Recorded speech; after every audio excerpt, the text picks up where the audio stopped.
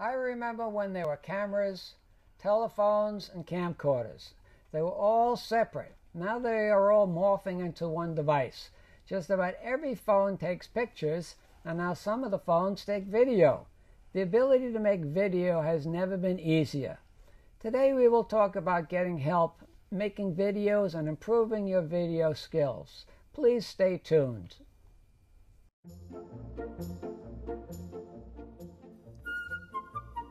Welcome to The Better Part, a program that encompasses a diverse spectrum of topics important to our community, which we hope will both inform and entertain you. We invite you to sit back and enjoy the program.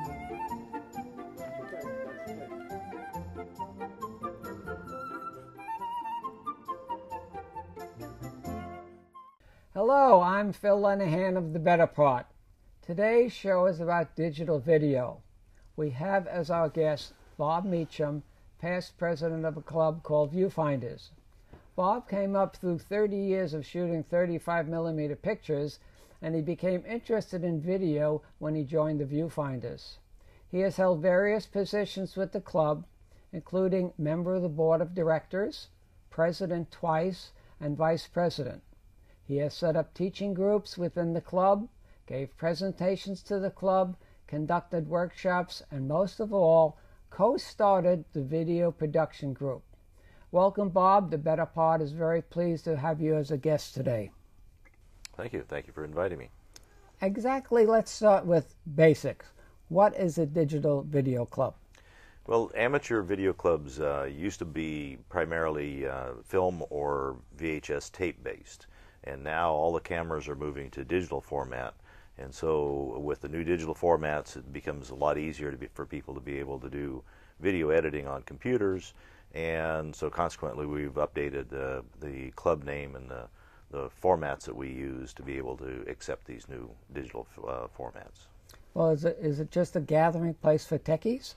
No, we have quite a broad spectrum of the types of individuals. Some people are technically oriented, some people are creative oriented, and some people just have an interest in video.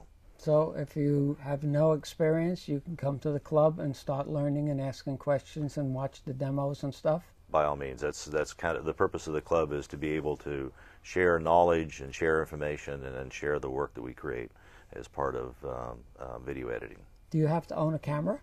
No, you don't. Actually, if you come to the club and don't have camera and you're interested in looking around to see what's available, what might be the best fit for you, we have a number of people that can give you advice, give you direction, steer you towards good cameras and away from bad cameras.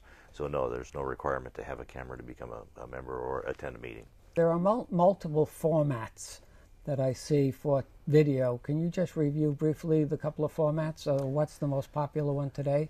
Yeah, the various formats for cameras, aside from the HD and the standard video, is there's tape formats, and the more common one now is actually an SD card or a flash card format. The majority of the camera manufacturers are going towards the card type cameras and away from the tape because of the storage issue, the transfer issue, the files, and also the mechanism for the tape drives. So if you're looking at a new camera, you should probably be looking more at the flash card cameras and digital storage type cameras. On the flash cards, how much video can you get on, say, maybe the biggest flash card you can buy? Well, the biggest flash card, a company just introduced a 1.7 terabyte flash card. So the high end is pretty high. The average is typically 8 32 gigs, and the smallest ones in a standard format, you can probably shoot about an hour worth of video on that, and that's going to give you plenty to edit. Okay, as a teaching skill building club, what are some of the things that you teach, and what type of skills will you work on with new people and for experienced people? Okay. At every meeting that the club has, we finish our meeting with a short tech tip dealing with different parts of video. Video is different than still in the sense that there's more camera motion, there's different composition, there's different framing, and then you will shoot, like with stills, you'll shoot 50 photos and 2 or 3 of those will be good. Same thing happens with video. And so what we try to do is to help people with their knowledge of editing, with their ability to choose and the correct clips to be able to enter, and to be able to set up composition, interesting shots, how to manage the camera. So that the teaching aspects cover everything from the fundamentals of operating the camera to the output, which is creating DVDs and formatting and titling and various things like that with it. So we pretty much cross the whole spectrum. How handy is it to have the still camera shooting and the composition looking through a viewfinder? Composition format is very similar. The difference is in a still camera you're composing for one shot. In a video camera, you're shooting 30 frames per second, and quite often you're capturing motion, so the composition of what you're shooting changes. So that whole aspect of being able to follow that panning, tilting, zooming, those type of things all come into play. Different things than what you run into with still cameras. So it's quite a bit different in that aspect. Do you use critiquing of various people's programs at the club? We have a section of our meetings where we invite our members to bring in videos that they're either working on, that's in progress, or that they've completed, and we try to set aside a certain amount of time in each meeting to be able to show those. And at our meetings we have a fairly large screen, 15 by 15 type of projection screen. You can see it in a large format, and depending upon whether the individual wants critiquing and feedback on what they've done, or they just want to show it to other members so they can talk about the work that they do and they can communicate with the other members. It's really a call for the individual, but we do offer that if people bring in things that they want to have feedback on, so they can improve their skill set. Once you get above the fundamental level of shooting, you are basically an artist and you're creating. And it's all in how sensitive you are to feedback, and people give positive feedbacks and negative feedbacks, and it's all the process of growing. You make mistakes, you put the wrong brush stroke somewhere on a painting, you hear about it. It's the same process. Okay, what are the broad interests of the group? You have all kinds of subject matter that you can be videoing. How does it come across in the group? Well, within our club, we have people who have interests in nature videography. Some people just shoot family events. Some people shoot sporting events, travel logs, documentaries, family histories. We work at trying to help people be able to understand and how to shoot all of these and be able to add those to the repertoire. But people have select interests. We have some people that shoot weddings, some people that shoot predominantly nature video, which is all fine. I mean, it's in what you feel creative in and what you want to put on film. That's the main thing that you're looking at. So like say, some people just shoot family vacations and birthdays and events, and we will do the same thing with that. So there's no problem with what individuals shoot. I have seen some of your member samples at one of the meetings, and they are of a very nice quality. Thank you. Speaking of shooting the family stuff, how do you go from a bunch of video into a smoother movie? I mean, that's what most people have, these boring shows, But how do you make that into something interesting? Well, I think that's part of what we try to teach. We try to teach the editing aspect, and part of editing is actually understanding what you're shooting when you're shooting it.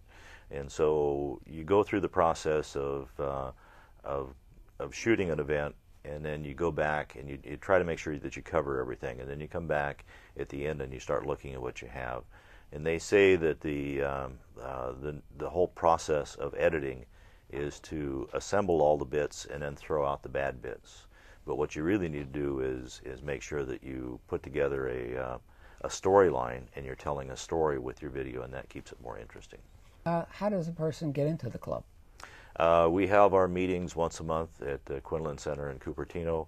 The meetings are open to the public, and we also, do we accept membership there, or we have a website and contact information that anybody can join, and the annual dues are fairly reasonable. Let's talk a little about you were telling me about you have a production group in the club. Myself and another gentleman got together and we started discussing this whole aspect, and we thought that it would be nice to, as an expansion of what the club does, to put together some members of the club that work on making a movie. And we approached it from the same format that Hollywood does their movies, with directors and director of photography and production managers and so on and so forth, with the understanding that they've already gone through and assembled all of the requirements for job titles. So the job title description kind of helps that. The idea also being that we're going to produce the best quality work that we can, and then take whatever we learn and bring it back to the club and share it with the other members. So as we learn things, it comes back into the club, which helps to elevate the quality of the work of the other members. You did mention the phrase that I still remember, the magic and of the illusion, that what you actually see was produced creatively. Good part of that is illusion. It's like sleight of hand. To begin with, the viewer can only see what you show them on camera. They don't understand anything that's going on. If you don't tell them what's going on around that, they don't understand that. They don't see that. And then they will if you can get them to buy into the storyline and the people that are there, you can then start to expand that and do things like in one of the movies that we made, we actually shot a scene that was supposed to take place at a bus stop, and there were outside shots that were shot on the ground, and then there were shots that were taken from inside the bus. The logistics of doing that was difficult, so what we ended up doing was we shot the outside scenes on the ground, and then we shot the inside the bus scenes a week and a half later in a different city. And the bus, even though in the video it looks like it's moving, we composited in the outside scenes with the inside scenes of the video of the bus, and added audio to that to make the viewer feel that they're on the bus and riding the bus and the bus is moving, where in fact the bus was absolutely stationary in a parking lot somewhere in South San Jose. Magic.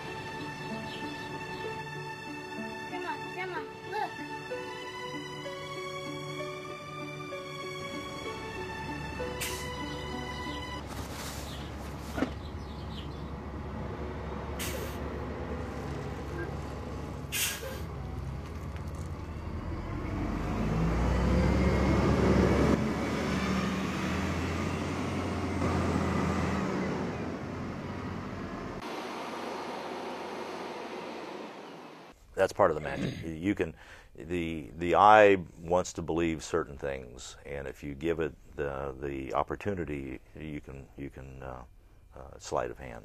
How many major projects do you handle a year? The group we started out doing primarily one movie a year, and we've kind of expanded that into depends upon the number of projects that the club or the group wants. And we try to do one major one and one or two smaller side movies. These give the opportunity for other people to get their feet wet when it comes to directing and director of photography and some of the more critical positions. And we're talking about movies that are 3 to 15 minutes in length, so it goes a lot quicker. How much time does it take to shoot a 10-minute movie? That's always an interesting thing. The first movie we did was 14 minutes and 37 seconds long, the final piece.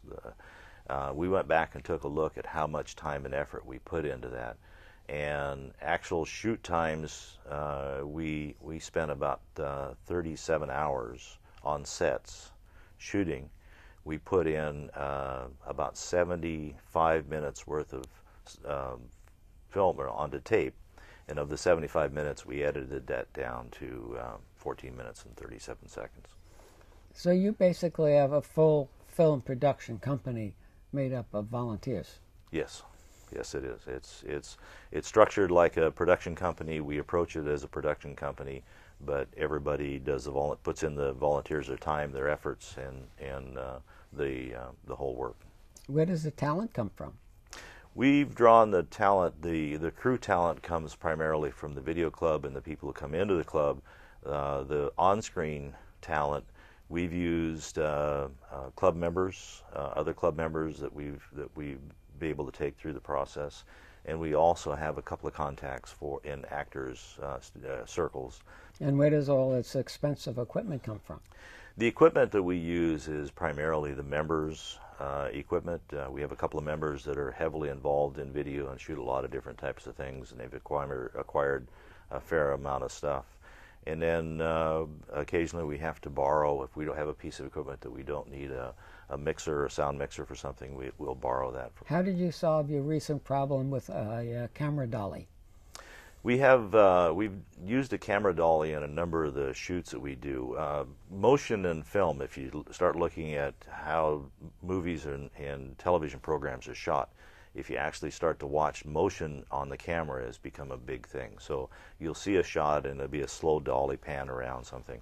A lot of these are done on tracks, so that they lay down the tracks. They've got wheels, they've got a mechanism, and you could easily put in $10,000 just on the dolly and have a 30-foot long track for $10,000. We don't have that kind of money, so we looked at various options, and one of our crew members has a garden cart that has large rubber soft tires.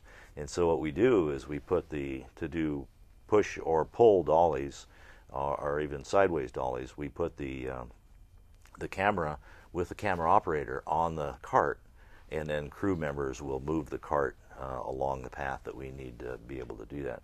And it works as good as any others.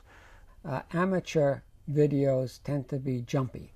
The first thing that comes to mind, and having shot stills for a number of years, is the fact that you need to understand what your stationary level is. In other words, how stationary can you hold your camera and before you start having to go to another device like a tripod or a monopod to be able to get it stable, because that movement in the camera is one of the most distracting things. You could have a good composition, you have good subject, but if it's a shaky camera, the viewer is going to be tired of it very quickly.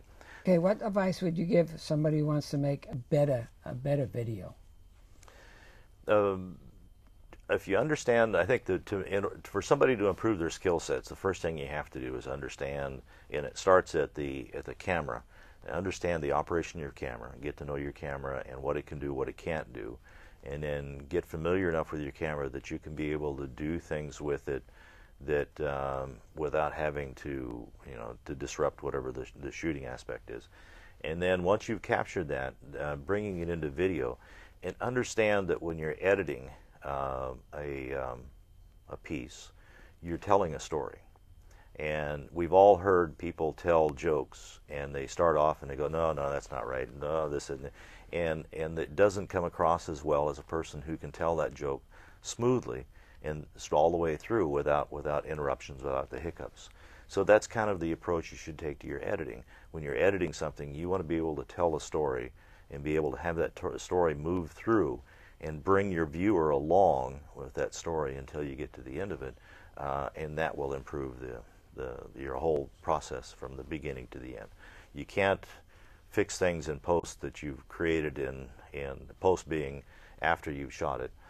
That you can't fix things in post that you've created in camera work, and you can take good camera work and have poor editing and end up with a poor product as well. So you have to understand both processes. Which is more important, how much I pay for the camera or my skills looking into the viewfinder? One of the one of my friends, when it comes to talking about things like this, always uses a phrase, "It's not the arrow, it's the Indian." In other words, it's not the person, it's not the equipment that you're using, it's the person behind the equipment. It's your knowledge, your skill set, and your ability to be able to use that equipment properly that actually produces a better product at the end than a higher price thing. So you could take a video from a flip phone or a flip camera and fairly low resolution, this type of thing, and you can end up with as good a product as you do from a $1,000 prosumer camera, if the quality behind the person making that product is there. So that you learn that set, and I think that's more important within yourself, that more important than what camera you're using. So work on your personal skills and not spend a whole lot of money on a camera thinking that will solve all your problems. Yeah, if you're a bad driver, getting a more expensive car is not going to make you a better driver, right? Good example. Good example. example. Same thing. Tell us something about the software that's available after I've taken my videos. What software is available for me to start manipulating video, and where can I start? Yeah, all of the digital video editing is done on computers or computer-based systems. And with any computer that you buy, whether it's a Mac or a PC, you're going to get an introductory or fundamental editing software with it. On the Mac, you get a copy of iMovie. On PCs, you typically, if you're running Windows, you'll typically get a Windows Movie Maker. And these are very basic, fundamental editing suites that you can bring in video, add titles to it, add a audio track, and then produce a product. Beyond that, once you find the limitation on that, which most people that get interested in video hit that limit very quickly. There are a series of intermediate softwares, Final Cut Express, Adobe's Premiere Elements, these type of things that are in the less than $100 range that you can buy, and it expands the ability of what you can do. And then all the way up to the Sony Vegas, the Adobe's Premiere Pro, the Final Cut Pro, Avid systems. You can spend thousands of dollars on software and the equipment to drive that software, and produce Hollywood quality movies from that.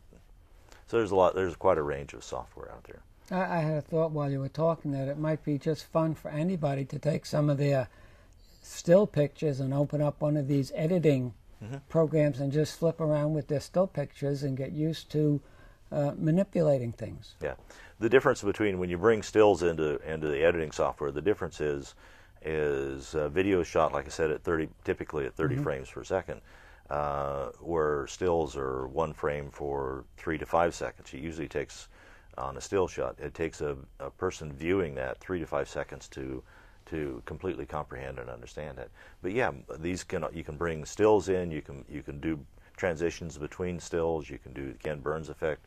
You can lay down an audio track, so you can take pictures of your kid playing in the backyard, in the pool. You can put those together and make a short movie out of just strictly stills. Or you can take, most cameras, like you had said at the intro, now have the ability to shoot video. You can shoot a 30-second video and bring that in and do the same type of thing with that. You can edit it. You can change coloration. There's a number of things that you can do to that to be able to enhance it, to make it more interesting. The club does some programs with some local schools. Could you give us a little more information on that? Sure. The club, we realize that the whole aspect of video has become very much ingrained, that people at all ages are interested in video, and it's becoming such a large business and a large interest. The club invites 1 to 2 schools a year to come in with the kids, and we have a grade school that has a video making program. We have them come in typically in the summer when they've completed their projects and show those, so they get to see them on the large screen. They get feedback, they get recognition. And we've also worked with high schools, local high schools, and even with the local junior college that has a filmmaking program where we ask those people to come in and bring some of their equipment in. bring some of their work in. So yeah, we realize that that's part of it, and it also helps the club members realize that there are a wide variety of things out there that people are working on.